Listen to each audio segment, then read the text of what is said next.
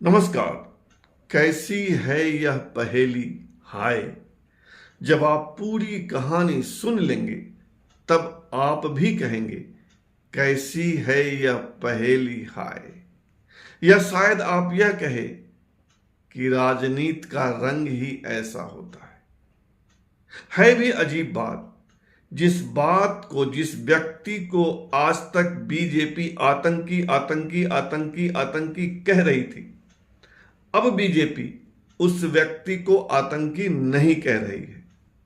और जिस व्यक्ति को पीडीपी यानी महबूबा मुफ्ती की पार्टी और उमर अब्दुल्ला यानी नेशनल कॉन्फ्रेंस वाले उमर अब्दुल्ला देशभक्त कह रहे थे, माटी का बेटा कह रहे थे, निर्दोष कह रहे थे, अब वही लोग कह रहे हैं कि यह आदमी आतंकी है, आतंकी है, आतंकी है।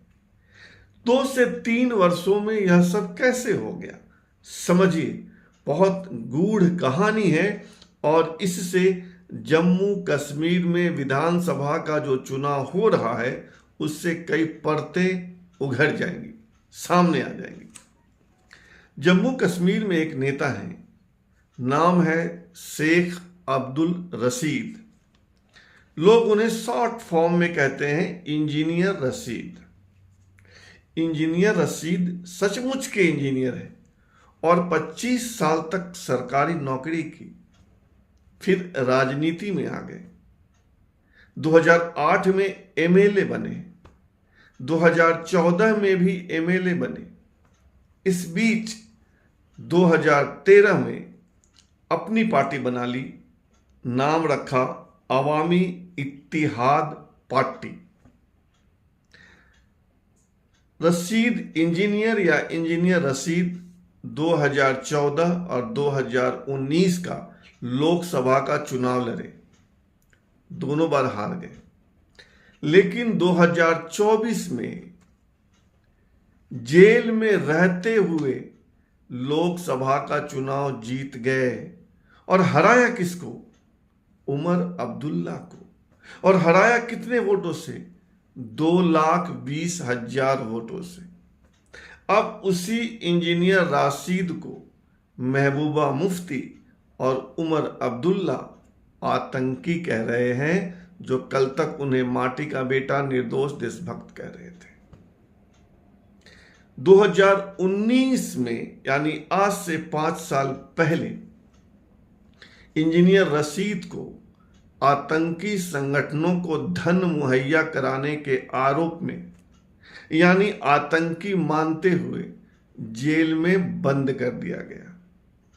5 साल से इंजीनियर रशीद दिल्ली में जेल में बंद हैं, लगातार 5 साल से। और 2024 का लोकसभा का चुनाव भी उन्होंने जेल में रहते हुए जीता।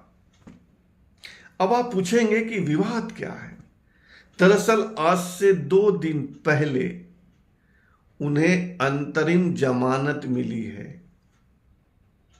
इस बात के लिए मिली है कि वे अपनी पार्टी के उम्मीदवारों का प्रचार करेंगे और यह जमानत उनको 2 अक्टूबर तक के लिए मिली है।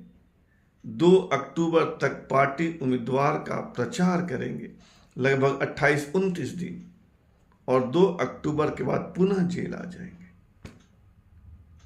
इस पर बीजेपी तो कुछ नहीं कह रही है, साइलेंट है। लेकिन उमर अब्दुल्ला, जम्मू कश्मीर के पूर्व मुख्यमंत्री फारूक अब्दुल्ला के सुपुत्र, नेशनल कॉन्फ्रेंस पार्टी के नेता उमर अब्दुल्ला कह रहे हैं कि यह बीजेपी की साजिश है। बीजेपी ने ही इंजीनियर राशिद को जमानत दिलवाई है ताकि इंजीनियर राशिद अपने कुछ उम्मीदवारों को जितवा सके और ये जीते हुए कैंडिडेट बाद में बीजेपी की मदद कर सके। और यही बात same to same, frame to frame Mehbooba Mufti भी कह रही है कि आतंकी रशीद को इसीलिए छुड़वाया गया है कि वे अपने कैंडिडेट जितवाएं और बाद में बीजेपी की सरकार बनाने में मदद करें। देखिए राजनीति, जो कल तक माटी का बेटा था, देशभक्त था, निर्दोष था, वह अब आतंकी हो गया। और जो लोग कल तक इंजीनियर राशिद को आतंकी आतंकी आतंकी कह रहे थे, वह अब चुप है। फिर मामला क्या है? इंजीनियर राशिद क्या सच में बीजेपी की मदद करेंगे? अभी नहीं कह सकते। अभी यह सिर्फ आरोप है, दो पार्टी के नेताओं का आरोप तक सीमित है। बाद में क्या होगा यह बात की बात है। लेकिन कुछ लोग कह रहे हैं, कुछ जानकार कह रहे हैं कि ऐसे ही कई छोटे छोटे ग्रुप्स हैं, छोटी छोटी पार्टियां हैं जो अपने 1 एमएलए 2 एमएलए चुनवाएंगे और बाद में जम्मू कश्मीर में जो सीटें बीजेपी को घट जाएगी उसमें मदद करेंगे। जम्मू कश्मीर विधानसभा में 114 सीटें हैं, लेकिन 24 सीटें पाकिस्तान ऑक्युपाइड कश्मीर के लिए है। इसलिए चुनाव 90 पर ही हो रहा है, 39 पे तो हो नहीं सकता। वह इलाका तो पाकिस्तान के पास है।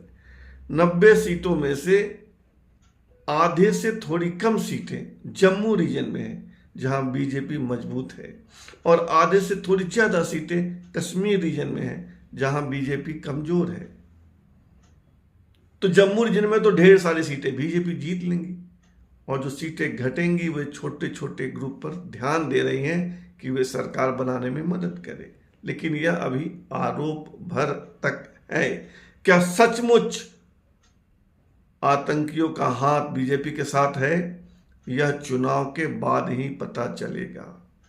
फिलहाल इतना ही। आपसे आग्रह है कि आप इस चैनल को सब्सक्राइब कीजिए, ज्वाइन कीजिए और मेरी ताकत बढ़ाइए। साथ ही लाइक, शेयर और कमेंट कीजिए। धन्यवाद।